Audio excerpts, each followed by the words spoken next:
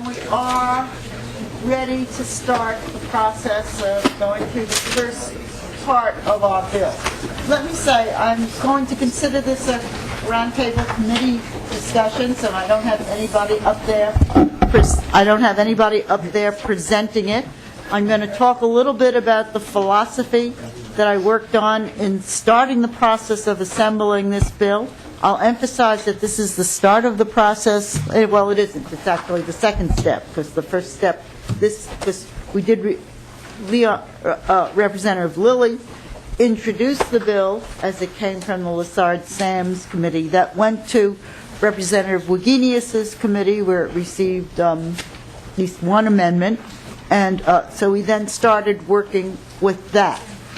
One of the decisions that I've made to set up this as the basis for setting up this model is that we would do as every other budget is throughout the throughout the legislative process. We do it as a biennial budget instead of an annual budget.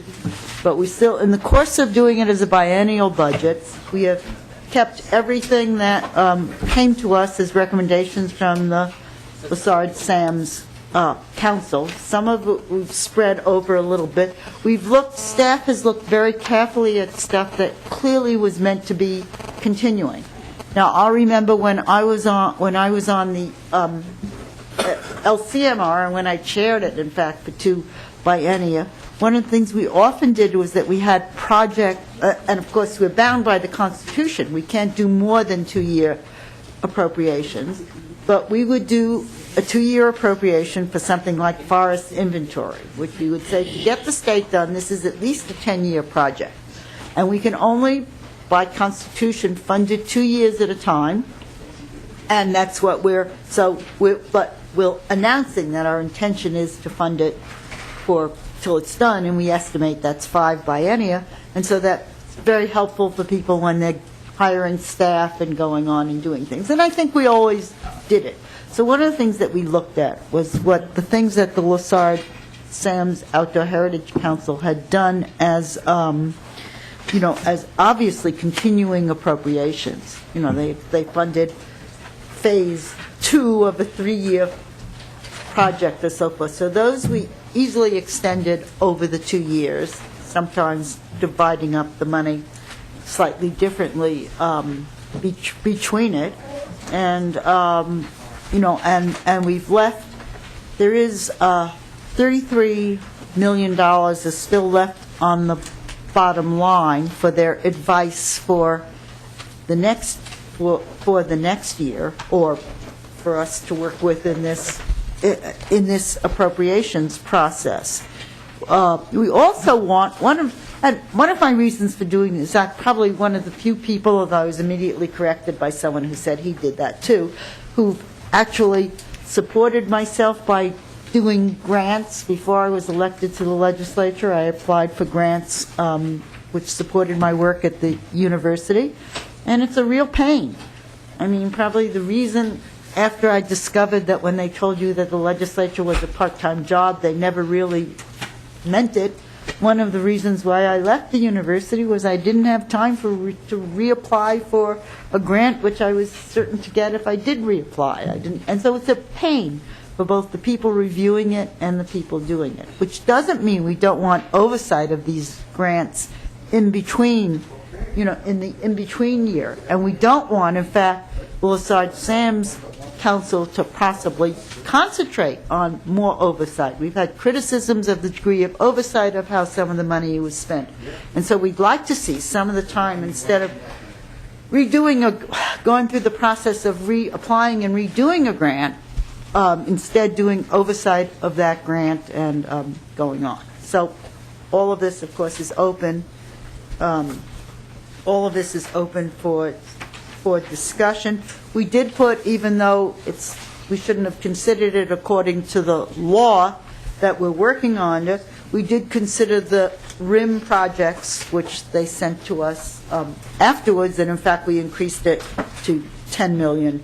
And every month, and one of the things that we like about that is every bit of money into RIM, state money into RIM, gives us 1.6 times in federal funding.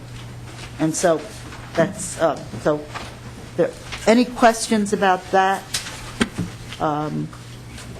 Otherwise, we'll go on and have staff go over what's in this part of the bill. Representative Torkelson? Well, thank you, Madam Chair. This is very sudden, very abrupt. We've had very little time to even think about this. Well, now you do. Thank you for that. But at first blush, it just seems rather dramatic and outlandish that we're really trashing a system that's been working quite well. And I don't know how the folks that have done all this hard work on this council are going to react, but I would guess it will not be a pleasant reaction. Well, as I started to say, we have recognized everything that we've done. We've incorporated, it is everything, absolutely everything that they've done is in this bill, and it's extended, including the things that they did, which, if we read the law, was not given to us according to law, so we could have just thrown out. So we have done everything. We have put in everything that they've asked for. So I hardly see how we've trashed any of their work. We've just said we'd like that work to go in a slightly different direction. Representative Bertle. Thank you, Madam Chair. First of all, make sure the point was finished on that. Representative Torkelson, did you finish on that? What I would like to just address is, and I understand that the time constraints that we're under, and I understand I don't think that there's any attempt to subterfuge or anything like that. However, it's been brought to my attention the nonpartisan timestamp for the DE1 amendment was April 1st at 6:31 p.m. and it was posted to the committee website with no notice to committee members. And I'd just like to suggest that it would be much more helpful to us to be alerted if there are changes like that. Well, again, the break was kind of a confusing part of the process, but there's no action being taken on this. Yeah. This isn't to be acted on until Friday. So, Madam Chair, I appreciate that, and I appreciate. It's kind of like a first public meeting instead of multiple private meetings. And as I was saying, I appreciate that, and I appreciate the, over the break, and sometimes things get a little confused. But going forward, just if we could make sure that when changes are made, that we would, have heads up ahead of time so we could make sure we know. Well, this was considered to be the heads up from now until Friday. All right. Well, thank you. And I'm not, and again, we've had multiple hearings on issues just as people have come to testify on it. So, again, I apologize if anyone is offended, and we'll try to do it better in the future. So let's go through, but I wish people would concentrate on the details of what are, instead of the process so much, on the details of what are in the bill, and to think about how you would want to do it if you want to cut it back down to a one-year appropriation. Again, I don't think it's very surprising. Every other appropriation in the legacy fund is done as a two-year appropriation. Our budget is done as a two-year budget. I mean, we go back and forth with some one-year parts in it, but it's not exactly shocking. What's shocking is maybe the way it was first set up, but I wasn't involved in doing that, so this is my suggestions for how I think it will work better. And obviously, that's the first step of a process which includes this committee, the House, the conference committee, and so forth. So there are lots of ways to go on this. Okay. Can we go through the bill now? Ms. Taylor. Thank you, Madam Chair, and committee members. I'm going to be going through the DE1 amendment, and what I'm primarily going to do is point out the differences between the bill as introduced, as recommended by the council, and then what's in the DE1. So I'm not going to go through each project in much detail, but I will point out the differences that I can identify. Starting on page 1, the Grasslands for the Future project, the change here is that there's a second-year appropriation of $2 million. But the original recommendation was for $2 million in the first year. On paragraph B on page 2, the WMA program, this was split between the first year and second year. The next one is paragraph C, and the language is on page 3. This is in line with the council's recommendation, plus an additional second-year appropriation of $1.6 million. The next one is paragraph B. This is the Minnesota Prairie Recovery Project. There was a drop of $1 million in the first year, and then an additional $3 million for the second year. And then on page 4, paragraph E, the Minnesota Buffers for Wildlife Program, and this is to Bowser, and this is as recommended by the council, plus an additional $1 million in the second year. The Cannon Rivers Headwaters Habitat Complex on paragraph F, this is as recommended by the council, with an additional $800 in the second year. Paragraph G, Accelerated Prairie Restoration Enhancement on DNR lands. If you go to the next page, this is as recommended by the council, with an additional approximately $1.8 million in the second year. Paragraph H is a new project that was not recommended by the council but has received funding in the past, and this would provide $1 million each year. Starting with subdivision 3, this is the forest projects, the Young Forest Conservation, paragraph A. This is as recommended by the council, with an additional $500 in the second year. Paragraph B, the Camp Ripley Partnership. This is as recommended by the council, with an additional $500,000 in the second year. Paragraph C, the Northeastern Minnesota Sharp-tailed Grouse Habitat Program. This is as recommended by the council, with an additional $900,000 in the second year. And then on page 7, paragraph D, this is for Cass County for forest habitat. This is as recommended by the council, with an additional $500,000 in the second year. Paragraph E, the Critical Shoreline Habitat Protection Program. Again, this is as recommended by the council, with an additional $600 in the second year. Paragraph F, the Minnesota Moose Habitat Collaborative. This is as recommended by the council. I believe it was fully funded or close to it at that amount. Page 8, paragraph G, this is a new appropriation. This is for the Minnesota Forest for the Futures program, and the language sort of specifies and targets this at the Wolpus lands that you may be familiar with. Paragraph H, this is another new program. This is for the Fond du Lac Band of Lake Superior Chippewa that you may recall, and this would provide full funding for that request over the 2-year period. Paragraph I is another new project. This is $1 million in the second year for the DNR's Accelerated Forest Habitat Enhancement work, and they have received funding in the past. Then moving on to page 9, subdivision 4 and the Wetlands project. As the chair mentioned, the RIM appropriation was increased from the original council recommendation, and there was an additional $8 million added in the second year. Paragraph B, accelerating the waterfowl production area acquisition. This was decreased in the first year from the original council recommendations by $2 million, and then an additional $4 million was added in the second year.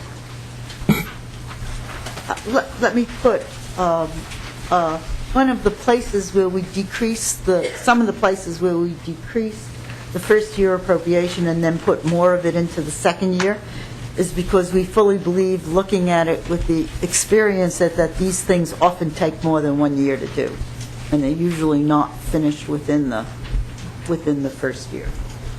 So. Thank you, Madam Chair. And then now we're on page 10, paragraph C, the Living Shallow Lakes and Wetland Initiative.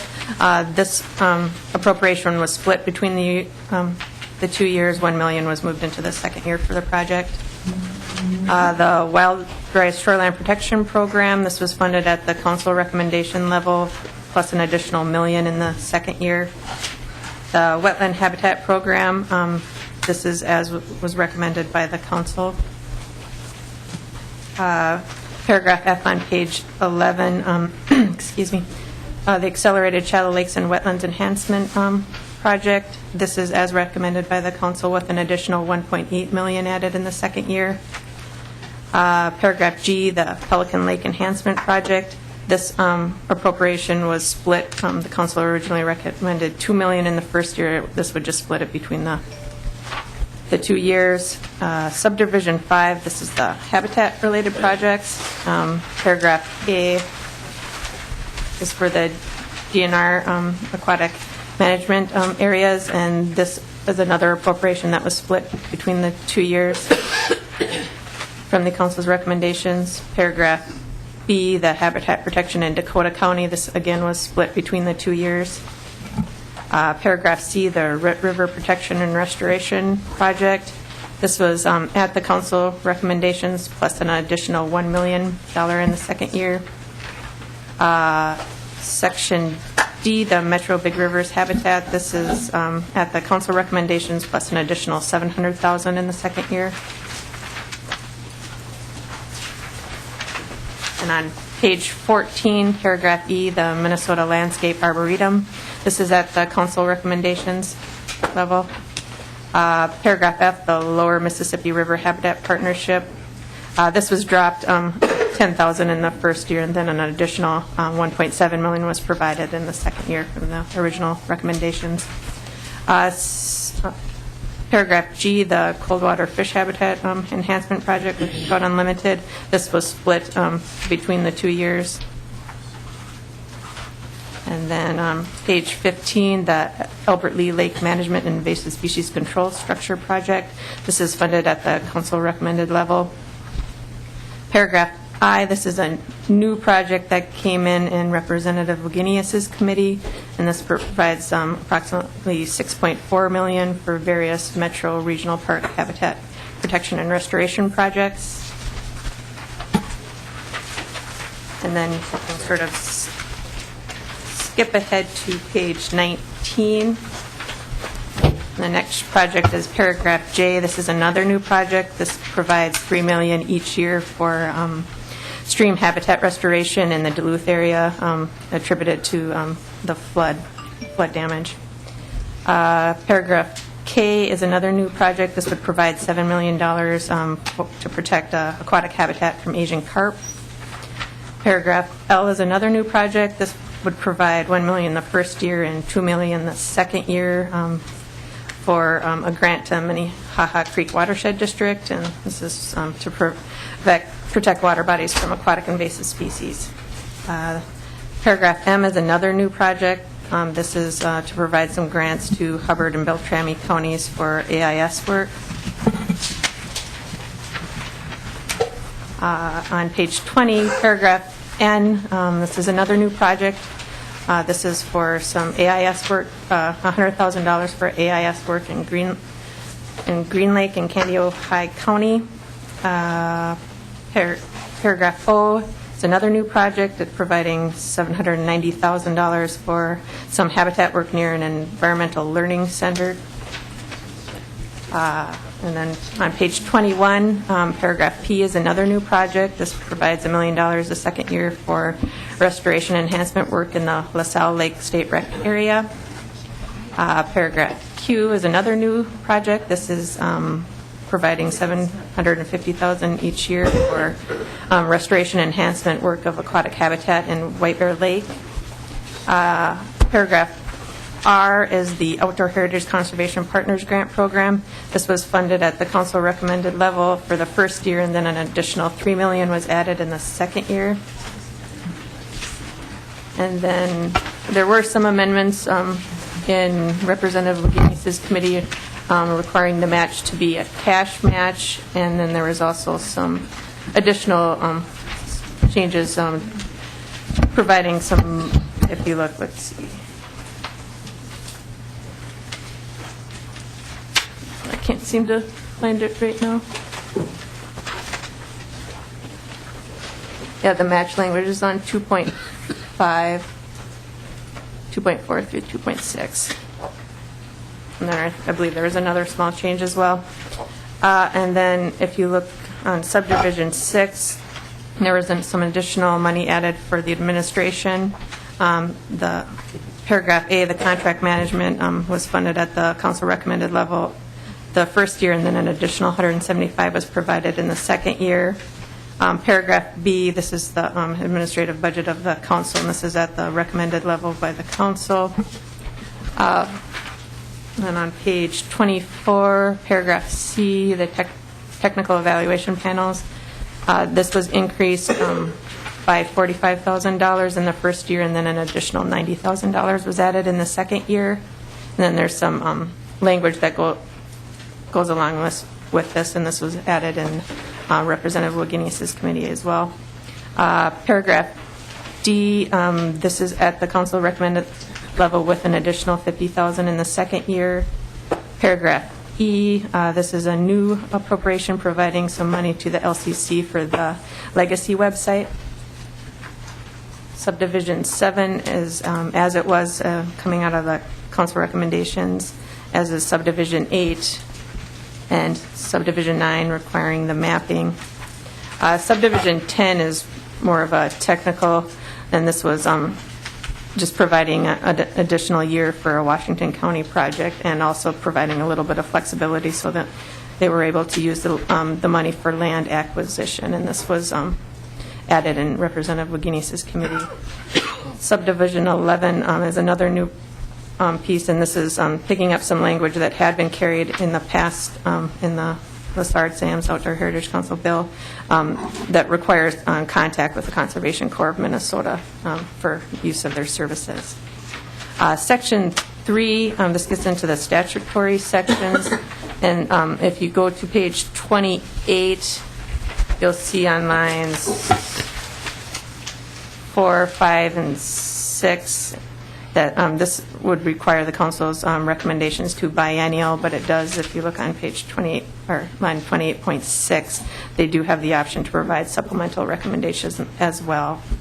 And then if you move on to page 29, the bottom of that section, there's a new paragraph J that requires the council to provide additional oversight, as the chair was mentioning. And then section 4, if you look on line 29.22, this is back to the restoration evaluations that some additional money was added. This gets rid of the cap of 10 that were able to be identified each year, and this would just remove that flexibility with that. And this was again added in Representative Wagenius' committee. And then sections 5 and section 6 were added in Representative Wagenius' committee as well, and this requires section 5 requires commissioner approval of land acquisitions, either in fee or any interest, and it provides the criteria that commissioner must use in making that determination on whether to approve the acquisition. And then section 6 is another new section that requires a recipient of funds who purchases an interest in land to submit the tax assessed value and the amount the recipient plans to pay for the property to the commissioner and the council. And I think that does it, Madam Chair.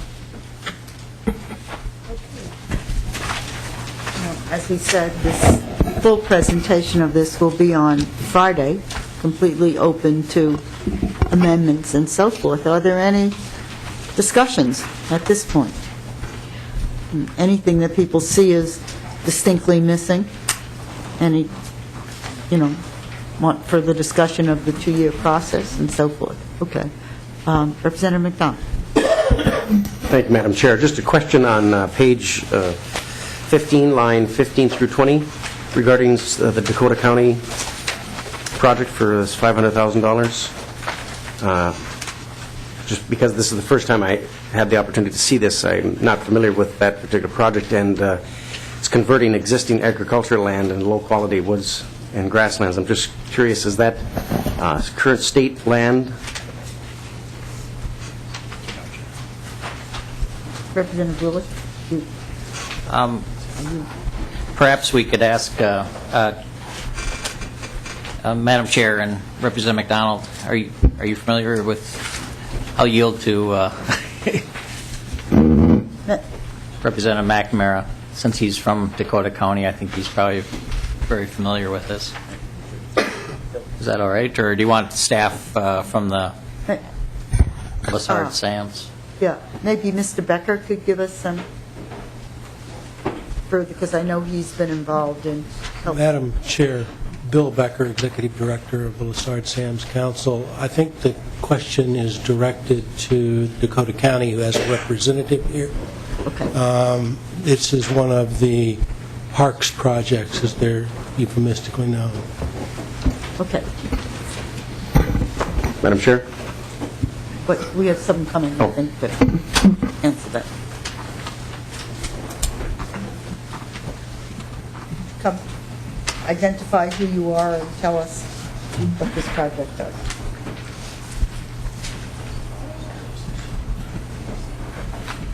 Madam Chair, members of the committee, my name is Steve Sullivan. I'm the Dakota County Parks Director.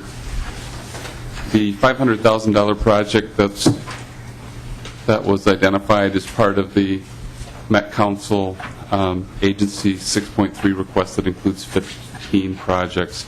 These are high-priority natural resource projects that we're requesting outdoor heritage funds. This project specifically is for the restoration of 100 acres within Whitetail Woods Regional Park. Whitetail Woods Regional Park, it was acquired for the purposes of providing natural resource protection adjacent to the Vermilion Highlands W Wildlife Management Area, as well as it's to provide natural resource recreation to the cities of Rosemont, Apple Valley, and Farmington. This project specifically, there is some farmland, as well as there's some lands that are covered with invasives. The park is owned by Dakota County. We'll be opening the park next December.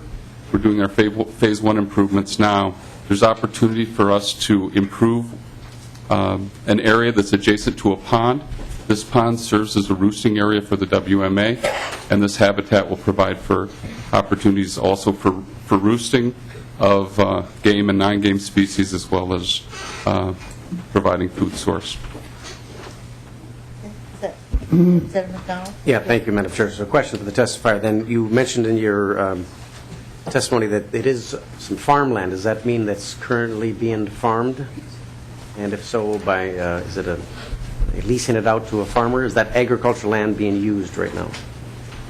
Madam Chair, committee member, yes, it is. A portion of it is.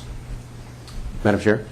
So you said there's 100 acres in the Whitetail Woods Regional Park. How many acres are being currently farmed right now? Madam Chair, committee member, I don't have the breakdown of that. I could certainly provide that. Madam Chair? Okay. If I may? Representative McDonald. Are you familiar, what are they farming? What's the agriculture? Is it soybeans, corn? What exactly are they farming, do you know? Madam Chair, committee member, it is wheat. Madam Chair, if I may continue. So you're not sure of how many acres. Now, in this proposal, they'll buy out that farmland, that agricultural farmland, to restore that? Or will that currently be allowed to farm and produce something and yield something, some wheat? Madam Chair, committee member, the park was acquired by Dakota County to fill a gap within the regional system after looking at 7 different sites. The park is actually 456 acres, and it's adjacent to another 3,000 acres of open space. So only a small portion of it is farmed. The rest is there is some small patches of native prairie. There's some woodlands. There's a small pond, and there's also some land that's in old pasture. Madam Chair? And then just I want to make sure I heard you right. There's the farmland right now that's being farmed to wheat. Is that owned by the Whitetail Park? Is that correct? Madam Chair and committee member, yes, it is. It's owned by Dakota County. And then lastly, then under this proposal, then you'll pretty much eradicate the farming in that area. Well, I mean, my guess, if I can just inject something in here, is that that was anticipated when the land was acquired by Dakota County for the park. Just that it hasn't been done yet, but we'll go. Madam Chair, yeah, the land was, the land had been farmed by the previous owner, a portion of it, and the land was deemed by the Dakota County Board after a 7-site search as a very good regional park site. And so that portion of the parkland would be restored to its, what we believe is its, the county board believes its highest best use, which is a regional park. I think, Representative Hanson, do you have some comment on this specifically?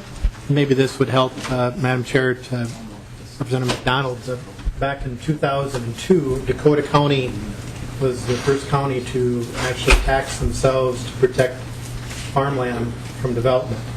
And there was a farmland and natural area referendum to raise property taxes, to purchase easements and fee title for farmland so that it wouldn't be developed. So there's been high-quality natural areas throughout the county that have been developed to parkland or into corridors. That was based on a citizen involvement and also identifying high-priority farmland to keep people farming in Dakota County. This land is adjacent to the Vermilion Highlands WMA that was part of the deal when we did the University of Minnesota Stadium. There was a land swap between the University of Minnesota and Dakota County that the state was involved with. So we're trying to put different pieces together to have a large habitat park area. We also have the Vermilion River going through that area. So it's in the townships, but at the same time you have land being taken out of production, and there's land throughout Dakota County that is being leased on the Umore property, on other properties, for a variety of types of agriculture. But the county itself has taxed its residents to pay for farmland protection. And then Washington County followed up a few years later, but both of those counties are the only two that have taken that local initiative to do that.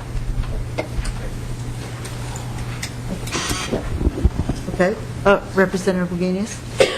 Thank you, Madam Chair. To the testifier, Dakota County has done some nice restoration work. And I'm looking on line 15.23, and you're going to be doing some prairie restoration. In our committee on the environment, we have been discussing pollinator habitat. And we have been talking about making sure that there is habitat throughout the whole growing season, so that there are native forbs that are opening in the spring and in the fall, so the pollinators, including the honeybees, have food. And that's something that hasn't been discussed in this committee, but I was wondering if you are amenable to, as you do your restorations, to have those restorations have flowers that are blossoming really early and really late, legumes, whatever. Is that something you would pay attention to and work on? Madam Chair, Committee Member Wagenius, Dakota County, with all their prairie restorations within the park system, uses seed mixes that includes forbs, and it may have up to 100 different prairie species and flowers. The reason for it is for those purposes. That diversity promotes wildlife habitat. Also, the nature of the site, some of those prairie plants take and they don't take. It's not a complete science, so it's important to diversify. Also, as climatic conditions change, we go through a drought, that seed source that may not have blossomed during that wet cycle now will come up during that drought cycle. So it's been important from just from a diversity standpoint, but also from just developing a sustainable prairie ecosystem to have an extremely diverse prairie seed mix. Madam Chair, if I could follow up. Yes, Representative Wiggins. I think we could take wise counsel from what Dakota County is doing here.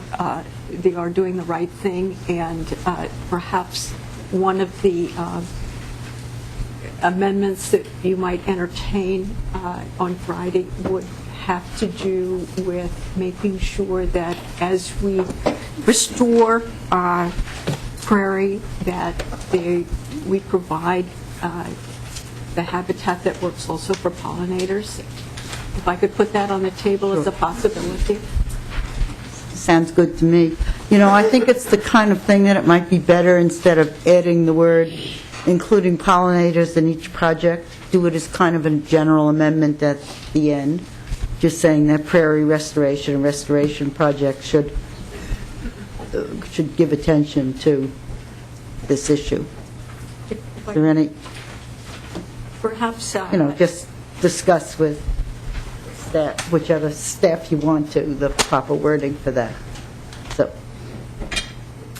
yeah. if I could ask Dakota County as... Could you state your name again? I don't think we caught it. That's why we're not addressing you properly. Would you? Well, thank you, Chair. My name is Steve Sullivan. I'm the Parks Director for Dakota County. Okay, thank you. Mr. Sullivan. If we could ask Mr. Sullivan, perhaps, you used some good words, and I didn't write them down, that perhaps you could share some words with us later on how we might phrase that. Madam Okay, Chair. Mr. Sullivan. Committee Member Wiggins, we'd be happy to. Thank you. Okay. Any other questions of Mr. Sullivan? Okay, thank you very much. Okay, Representative Torkelson. Well, thank you, Madam Chair. Just a kind of a general question. I assume that you've probably run these ideas past Lessard Sam's Council already? They're here today, they're seeing them. I see. We did. So they have not seen these prior to today. No.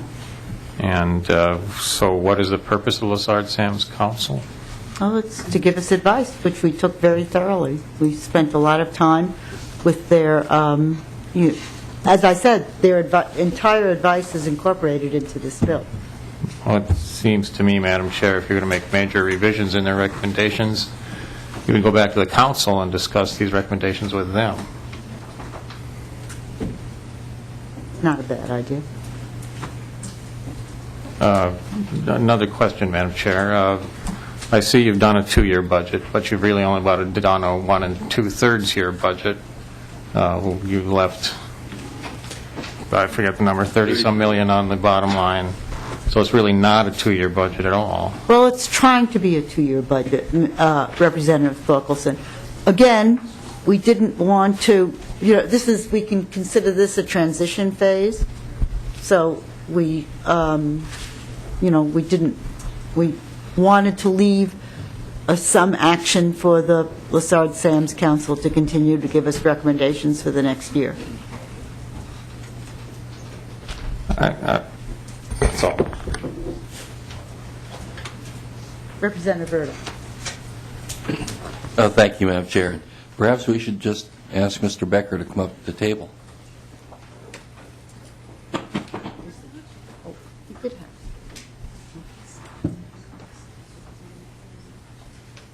Madam Chair, Mr. Becker. Representative Berdahl. Thank you, Madam Chair. Mr. Becker, some of these changes have been made in how the money will be dispersed over the biennium. What are your feelings about this? Is this a positive change? Yeah, it is. Madam Chair, Representative Berdahl, we've checked the committee website morning, noon, and night, and only found this at noon today. It's been distributed to council members. Obviously, there's not enough time for the council as a group to form an opinion. I suspect my chair and executive committee will want to make some formal comment in some form or fashion, but I'm not prepared today to make a personal statement about what's been done here. I think that would be a mistake. Thank you, Mr. Becker. Madam Chair? Representative Bertle? Mr. Becker, do you, and maybe this is too soon for this question, too, how much money is spent on purchasing parkland in this bill? Madam Chair, Representative Bertle, I've identified $600,000 that's specified in one of the appropriations to purchase land in Sibley Park. I believe the remainder, there may also be something for Fish Lake and Maplewood. We've had trouble finding it, and I'm not sure how much that is. So 600 plus the Maplewood piece. Thank you, Mr. Becker. Madam Chair? Fish Creek, I think, is not in this. I'm not sure. I will point out that this amendment, Representative Wagenius, when was the bill in your committee? Well, sorry, Sam's bill in your committee. I think, Madam Chair, if we could look back at the Yeah, 207. 207, and it was the adoption of the report passed as amended and re-referred to the Committee on Legacy. That was March 18th. And so most of the contents of this bill has been available before the public since March 18th.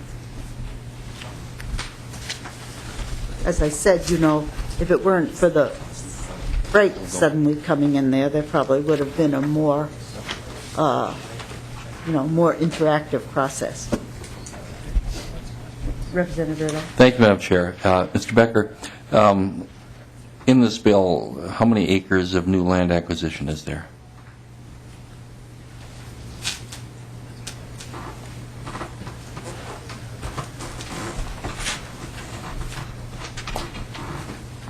Excuse me while we look the figure up.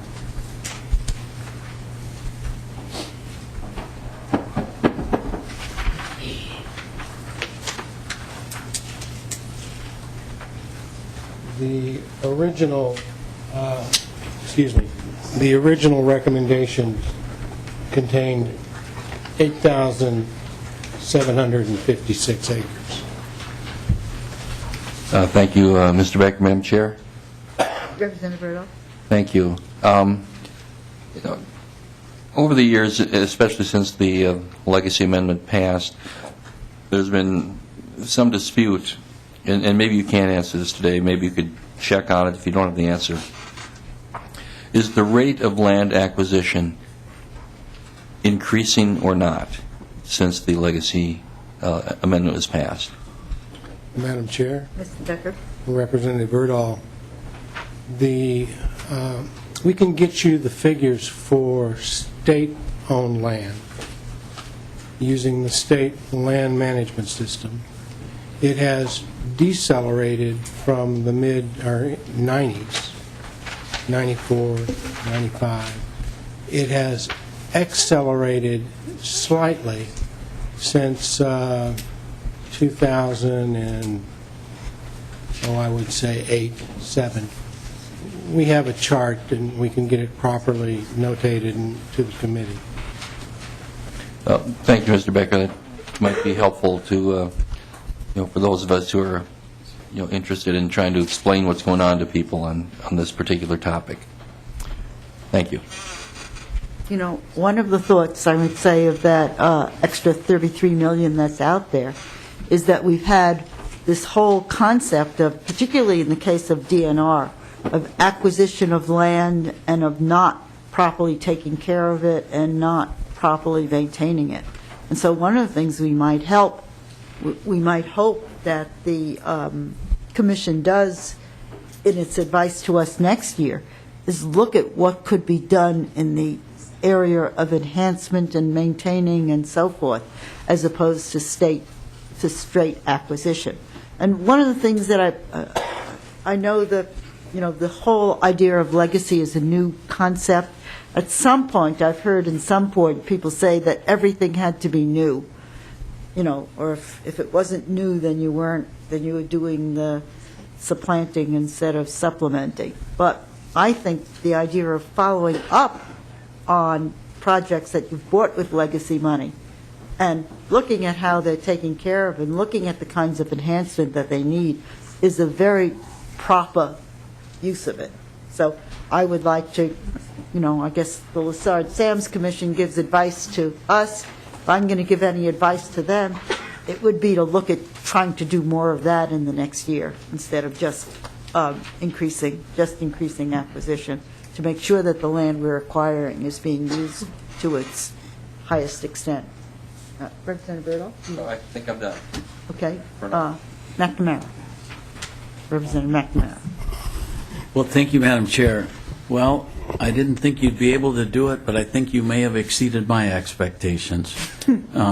This is totally unbelievable, Madam Chair. Why do I think that's not a compliment? No, it absolutely, it's befuddling to me. This has been the coolest thing to have this amendment passed in 2008, and for us to get $300 million a year every year since then for such great things. And for us to take such a step backwards like we are right now is befuddling to me. I can't imagine what the thoughts were in coming to this. I'm curious, Madam Chair, who helped develop these priorities, specifically how you picked and chose in year two? There's a number of projects that you're funding in year two that need to be scrutinized before they're funded again the next year, and Lessard Sam's has done a good job of scrutinizing that. How were those decided to automatically be funded, and then other projects were dropped? The moose habitat, I see, has got nothing on the second year, but there's some projects in there that are funded on the second year that we needed to see how those were going to go the first year before we came back again. Well, all of these came from the discussions that we had seen from the Lessard Sam's Commission and from their minutes and discussions, and often you could see that it says this is the continuing phase of a project. And I think there's enough, if when a project is funded partially into the second year, there's plenty of room for oversight and to change the direction of it and to continue doing it. And if there's a belief that it shouldn't continue for the second year, there's a certain amount of ability to stop that if the appropriation doesn't go out until the second year. So but I think with all of the reading that we did on these, all of these are things that were meant from anything that we discovered from what the Lessard Sam's Commission said. All of these were meant to counsel. All of these were meant to be continuing projects. Their dialogue on it was all that these were, the first phase of a multi-phase project. And again, this is, we're open for amendments, and we're open for anything. This is not here for action today. This is here for presentation, for a presentation today to be acted on by Friday. And as I said, we would have put, if it weren't for the problem of the break, we probably would have had different time intervals involved in this. Well, Madam Chair, Lessard Sam's Outdoor Heritage Council is subject to open meeting laws that are more stringent than the legislature, and it's a lot of work for them to schedule a meeting. They had a meeting. Representative Hansen and I were there a couple of weeks ago. I really don't think you developed this since that last meeting. Maybe you did. If you did, I commend you. You've mentioned we. I'm assuming it's you and your staff, because you caught everybody with Lessard Sam's, the entire council and the staff, unaware of what you were doing here. With none of their input, a group that's been together for 4 years to make recommendations, you've spent $68 million without even talking to a single one of them, and have picked and choose at your discretion projects. I mean, where is West Central Area School that we're going to spend $20,000 an acre to restore? Is that somewhere in out western Minnesota, Wilmer or something, or where is that? Representative Wagenius? I think that's in Barrett. What? Barrett, Minnesota. Madam Chair, what are we doing that costs $20,000 an acre to restore? Unless I'm not adding up right, it said 45 acre, I think it was, is it on page 20? It's $790,000 to restore 45 acres. What are we doing for restoration? We've got to be moving dirt and stuff that we're going to spend $20,000 an acre to restore it.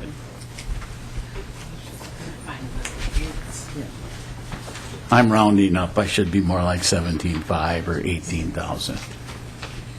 Does anybody even know what we're doing? What's the proposal? Who presented the proposal? Does anybody realize the extent and the scrutiny that Lessard Sam's Outdoor Heritage Council goes through to evaluate these projects and score them and do the state's business? This passed with 56% of the vote, more vote than President Obama got in 2008. We are doing more to put that back on the ballot and have it possibly get thrown away. We're spending $300 million a year on some of the coolest stuff, and we're coming forward here with $68 million a dartboard. There's $8 million for RIM in the second year. Representative Hansen, I don't know, is there a match the second year? Will it still be there? Is that program there? How did we decide that's the highest scored thing that we had, and we're cutting it in half? But I don't even know if it's available for a match. Do we know, Representative Hansen? Do you, Madam Chair, Representative Hansen, do you know if there's a match in the next year for RIM still available? Thank you. I'll get to the details on the West Central. Representative Hansen, you want to talk about the RIM in the second year? Thank you, Madam Chair. And just, I think it's important to note that the council meeting that Representative McNamara and I were at, there were members who were brand new to the council who did not have proposals in front of them that were voting on a recommendation without having any testimony or a presentation of a proposal as well, right? We had members voting on making a recommendation, right? Well, Representative Hansen. We did. We absolutely did. You're right. We added $4 million to the RIM proposal that was the highest scored proposal, and there was, I believe, 3 new members there, and we added the $4 million that MMB told us at that meeting was available now, that they didn't tell us was available at the last meeting because the numbers weren't finalized.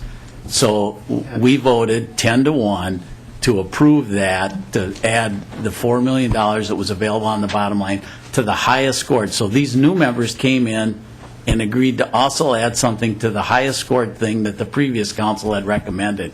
To equate that to this is disingenuous. Madam Chair, I'm just correcting the record because there was no scrutiny, there was no presentation.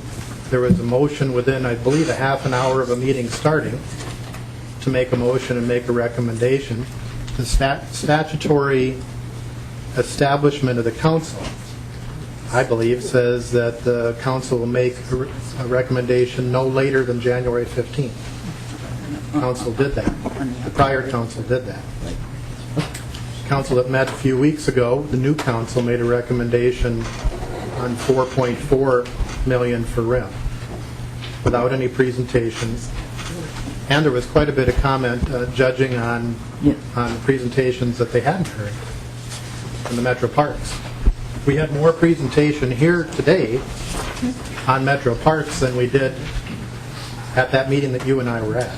So I think it's just important to recognize that. To your question, I don't know if there's second year. We don't have a farm bill.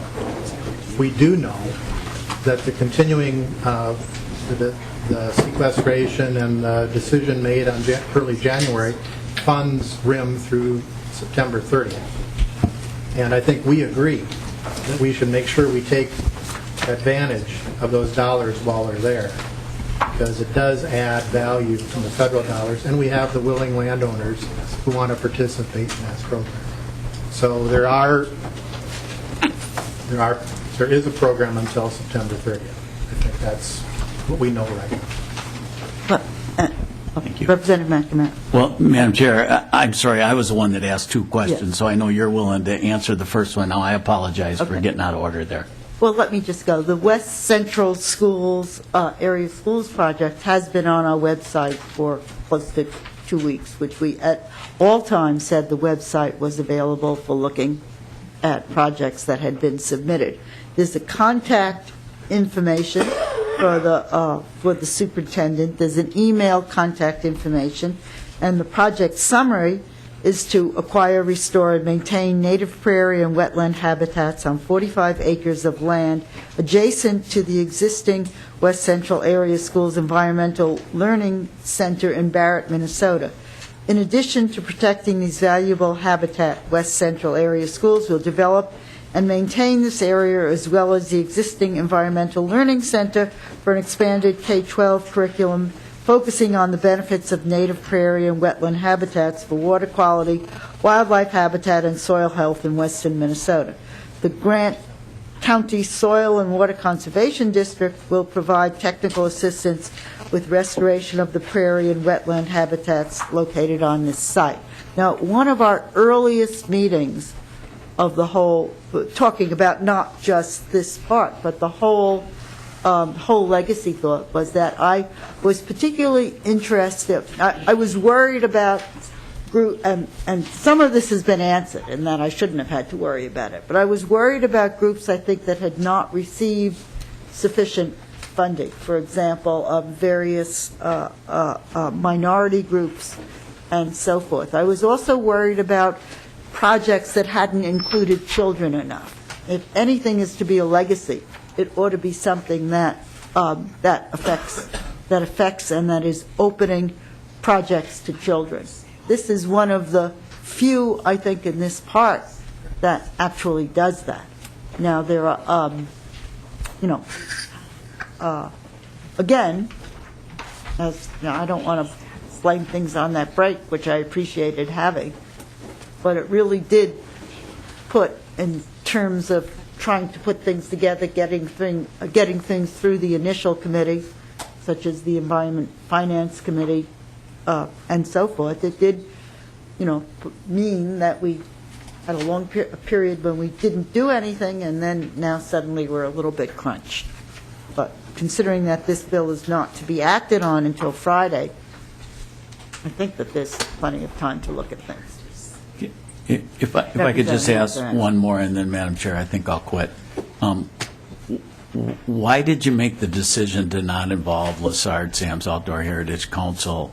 Well, I think there's plenty of ability for them to be involved. We've been having a whole bunch of committees. I've been talking about this from the first day that this was going to be my intentions. I specifically said that I considered the Lessard Sam's Commission advisory to this legislative committee, and we took all their advice.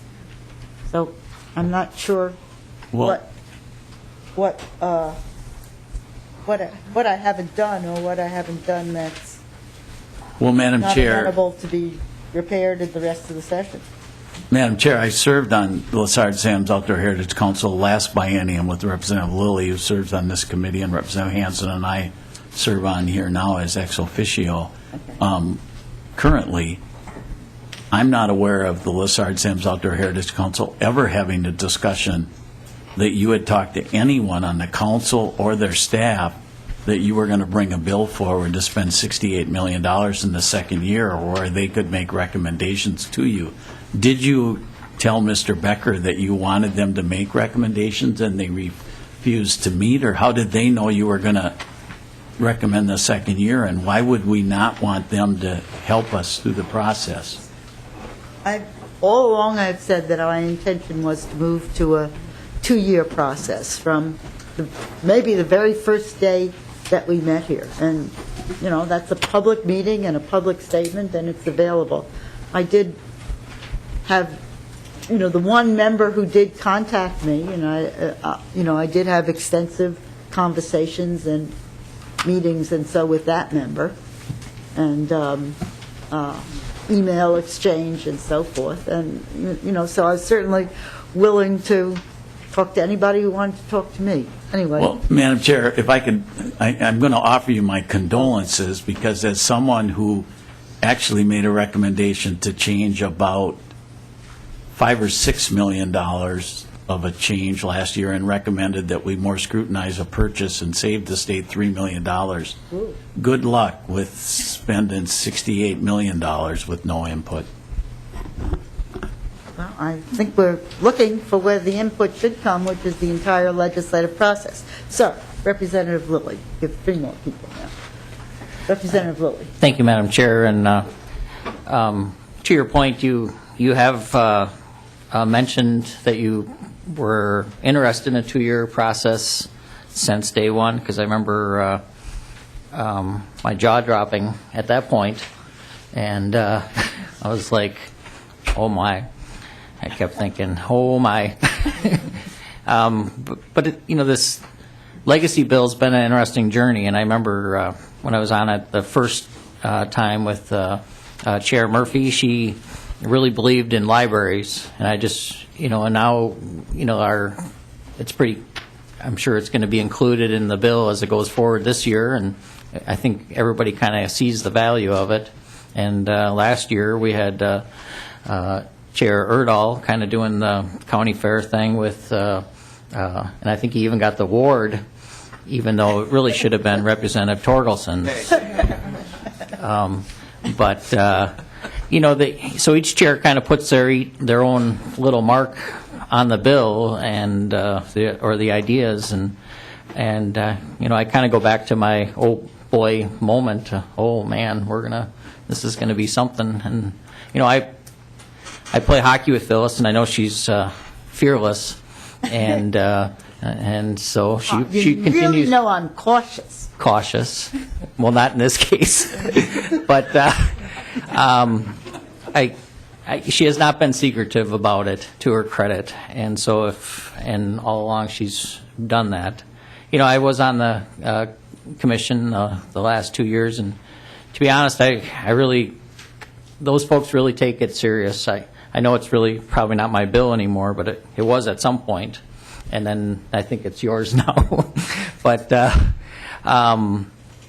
2-year model is an interesting idea. I'm quite certain that staff knew about it. I hope in the future that we consider changing some of the nature of the Lessard SAMs, that it would become more fluid when we're in session, and maybe they would have an opportunity to look at the proposals that come from here, and we could become more interactive with Lessard SAMs, and have them look at legislative proposals and to merge something together that works. And I would hope that maybe we'd look at that, now or in the future, and that they, there's probably things that are going to work.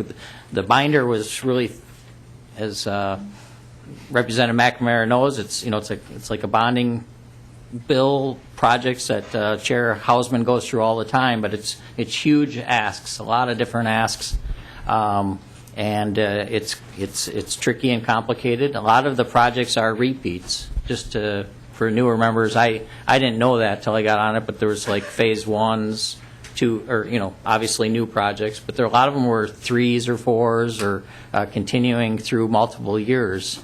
So that's probably what staff looked at when they were looking at some continuation of the funding. Some of them made sense. Obviously, RIM is an easy one to get your arm around. I don't have the answer if it's going to be there, but sure as heck, if it is there, let's go after that money, because that's why it was rated number 1, because it can really give you the bang for the buck. You get a multiplying factor of 1.6 at least, and it's really easy to understand why that's money well spent. There's some controversy in our votes, and a lot of you aren't going to know about it, but the Fond du Lac project was, it got really close, and some of us voted for it or against it, and then later on some of us that voted for it voted against, and it switched. But at the end of the day, it wasn't included, but that it really wasn't a definitive absolute no in my mind. I mean, it was and it probably would have been funded in the future, would be my guess. So having that included isn't as controversial. There's a lot of good things in here, and there continue to be. I just wish that somehow we could include the folks that are on the Lessard Sands with us as legislators, because I get that it's advisory, but they do good work, and I just really want to thank Mr. Becker there and Heather Cope and Sandy Smith back there. You have a really good staff that really take the job serious and look at the proposals, and Janelle Taylor here and Greg Knopp with the Senate. They take it serious and do good work. But there's some new projects which I happen to, like the old stuff like Albert Lee, there's some good things in there that are good. But then like the new one, they added, I didn't even know it was in there, but anytime you're looking at fixing White Bear Lake, which is clearly in deep trouble. It's a habitat area in the metro that's in deep trouble. Well, it's not deep anymore. It's quite the opposite, actually. But it's in big trouble, and it's a great fishing habitat in the metro here. And I didn't put it in there, but I'm pretty darn happy to see it's there. So I don't know where it goes. The chair has been clear that it's not a surprise to any of us. Actually, there's a lot of things we've had to vote on that we have to vote on and a lot quicker than this. We have till Friday to look at it and to go forward. So anyways, just some thoughts. Okay. Representative McDonald. Thank you, Madam Chair. See, I'm just reading the legislative guide that we got from the chairman regarding this committee. And for the last 3 years, I've been used to reading spreadsheets from Health and Human Services and K through 12 and property taxes, so on and so forth, and then in my work in the private sector. But it says here regarding future cost, when making funding decisions, project proposers should give the legislature a clear understanding of what future costs may be incurred to maintain the benefits of the project being funded. The legislature should understand who is likely to pay the ongoing costs and with what funds. And frankly, I guess, maybe I have to claim ignorance because I am new to the committee, but I have no clear understanding whatsoever of the projects to be funded and in future years and in past years and past projects. It just seems to be, for one that needs to make decisions on, what projects are funded and what monies and what's going to be the outcomes. I think it goes against, unless someone can say otherwise, it goes against exactly what our Constitution here for the guide says that we should follow. This isn't exactly a constitutional guide. Well, I misspoke there. Something. Principles, a guideline. Principles for use on the expected outcomes of funds from dedicated sales tax. So, Chairman, I don't see any clear understanding regarding the bills that are in front of us and some of the funds. I have many questions, of course, regarding some of the projects, but seems to be a very clear understanding of the appropriations and the outcome in years to come, as it says in the guide that you gave me when we joined. Well, as I said, almost all of this came directly from Lessard Sands Outdoor Heritage Commission. What we're hoping is with the extra time in terms of continuing things that were clearly meant to be continued, and is that they'll help do some of that. They'll help spend more of the time going into the second year on that instead of going through an entire new requests for proposals, applications process, and so forth, of which, of course, they can do some of that too, but that will obviously be a lesser part of their process. So that's one of the things that we're hoping to do, is we're hoping that this process will mean that more time will be spent on oversight and looking at issues like future costs and looking at issues. And one of the things we're going to do, maybe as part of the whole bill, is also look at the concept of maximizing cost sharing, not making a requirement for matching funds for everything that we do, but you make it clear that matching funds, when matching funds are available for a project, that's a big plus for that project. And I know that that's been true with a lot of the ones that they've done, particularly with some of the groups that they've worked with. There's been a lot of money put into matching funds. But I think we're going to make it clearer in the legislation that we would like to see that. So, Madam Chair? Good, I'm glad to hear that you'll make it clearer. Then, can you supply for the committee then, in the spreadsheets, the financial spreadsheets, the previous years, the previous bienniums, maybe going back at least 4 years, so we can see what projects that appropriations were given and some of their outcomes? Are you able to provide that for us? Ms. Rupp. Okay. We can provide you with the appropriations for the projects. I guess I don't have any information on the outcomes for them. But I'd be happy to provide the previous biennium's appropriations. Yeah, thank you, Madam Chair. Just the numbers, so that'll be fine. Well, we'll certainly get that. That's the information that we have. Maybe we can have some discussion from Mr. Becker about the outcomes issue. Madam Chair, Bill Becker, Executive Director, LSOHC, we'll get the committee the aggregate outcomes and point you toward the individual program outcomes. They're all on our website. Each program has an accomplishment plan that spells out what it intends to do and where it intends to do it, acre by acre and place by place. Okay. Representative Hazel. Well, Madam Chair, I think a number of other people have come to your defense as well, but I thought it was always very clear to me. I'm still relatively new to this, but I thought that various principles and plans were all clear and expected. I think my further confusion, I'm not part of the earlier committees that have seen this, so I saw all of this for the first time today. But as I felt the tension, I took all of this, I took this spreadsheet and went line by line, and every single recommended project is here, funded at that level or greater. And so this, it's quite an interesting puzzlement in terms of the emotion expressed about what's here. Every single suggested project is here at the recommended amount or greater, and so it's been an interesting discussion for me to listen to and to not comprehend in terms of sort of emotional reactions. Representative McNamara. Well, thank you, Madam Chair. And Representative Hausman, I think that's a great point. All $96 million of the recommendations are there, and then we spent $68 more million kind of haphazardly, so we should all be happy. I Madam guess Chair, I object to the haphazard. Yeah, well, Madam Chair, let me ask you. Project on page 6, Northeastern Minnesota Sharp-tailed Grouse Habitat Program, Phase 4. What will the $900,000 in the second year be used for? Continuation of the same thing that's been done in the first year. And Madam Chair, what is that? You can read it as well as I can.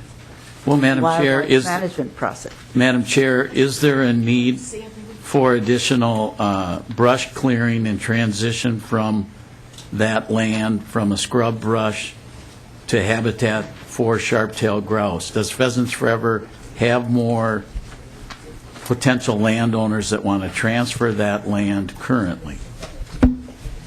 What this does, Representative McNamara, is it matches their initial request, which was cut down by the Lessard-Sams Commission.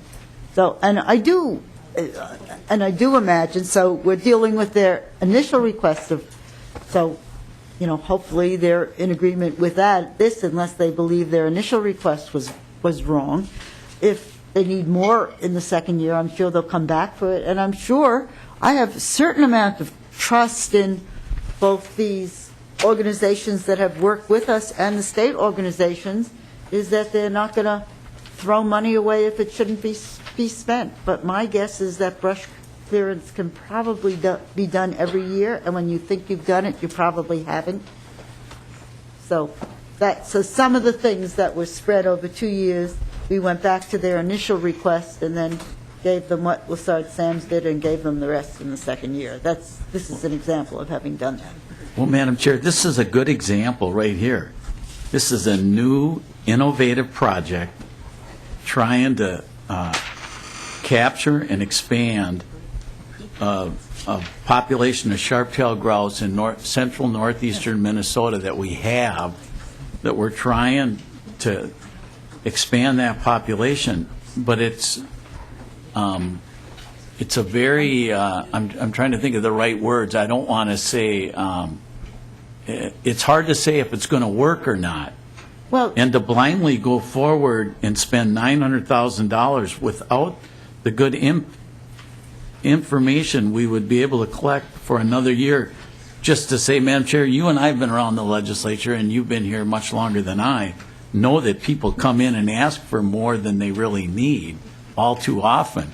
For us just to go and say, well, it sounds like a cool project, and actually, Madam Chair, I'd recommend you go and look at last week's Outdoor News, because there's an article about this specific project that will help you. But I'm just disappointed. The Lassard Sams Outdoor Heritage Council, like the Clean Water Council, have done great work in making this $300 million a year stay in Minnesota for the next 22 years, and hopefully our grandchildren will continue it after that. This is a huge step backwards, Madam Chair, a huge step. And I don't understand. I wish you could tell me why. You're talking about how you reached out to all these people. Never once have I heard you say, other than probably a passing conversation with you and potentially, I'm not going to say which commission member, at a Christmas party or something, I was never aware that this was coming. There's been no input from that group. That's a fantastic group with all kinds of expertise specifically in these issues. This one project I'm just talking about is a very sophisticated, neat project that should be studied the next year. We don't just go sprinkle $68 million because we want to send $6 million up to the St. Louis River. Yeah, they had a flood. Do they need $6 million? I don't know. It wasn't a priority of the council. We didn't hear it. It may be next year, but let them weigh in on the process. This is, if you want to go to 2 years, did you tell the council, come on in, your meeting, we met 2 weeks ago, I want to spend $68 million. Tell me what you think we should do. I don't think you did that, Madam Chair. You just went, and the last 10 days we were off, decided, well, I'll throw something together and do 60. Again, you exceeded my expectations. What I went through. I still call that a compliment, but let me just and I point out. respect that. I certainly respect that, because all I did was save the state $3 million, and it was unbelievable what I went through. I can't. I hope you figure you're saving about $50 million, because good luck.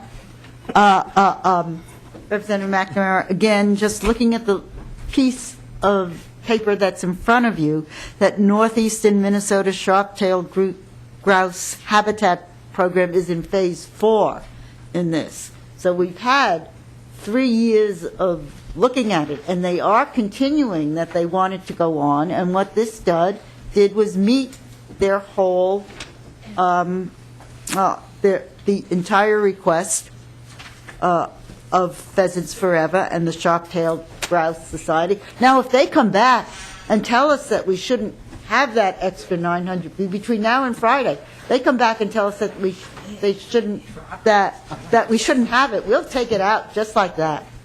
We'll have a vote on it. So I would suggest, if they agree with you and that that's not well thought out, that they should come back and tell us to take it out. And we'll certainly consider that.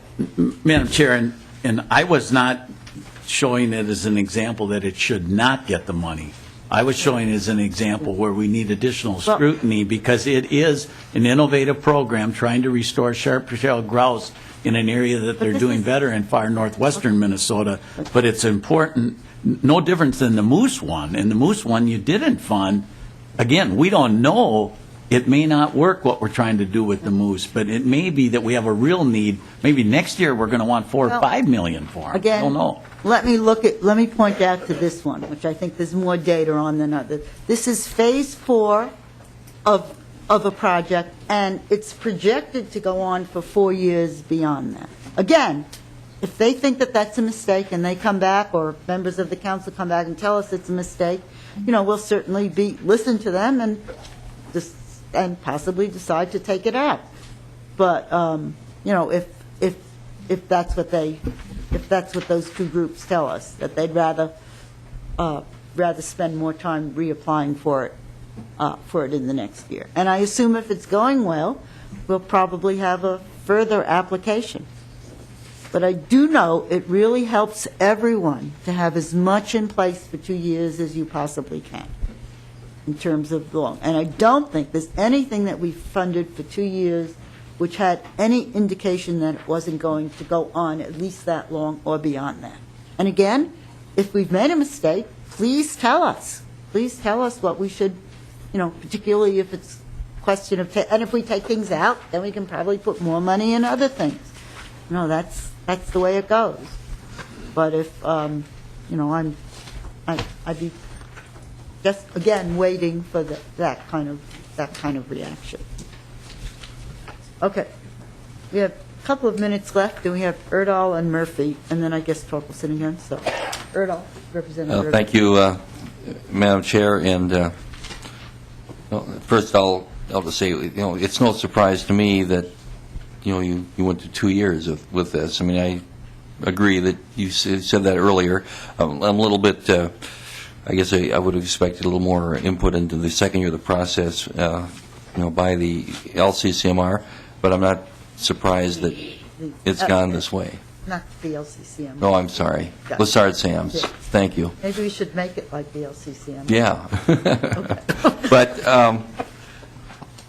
and another comment with, Representative McDonald earlier on the scrutiny of projects, which, certainly is important, but it's why we really depend on Lessard-Sams and the Clean Water Council, for habitat and water, and for the metropolitan parks for what to do with parks, because we have these folks who are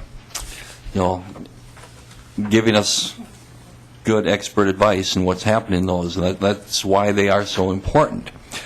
I just have one question for Mr. Becker, and that's of this $68 million for the second year.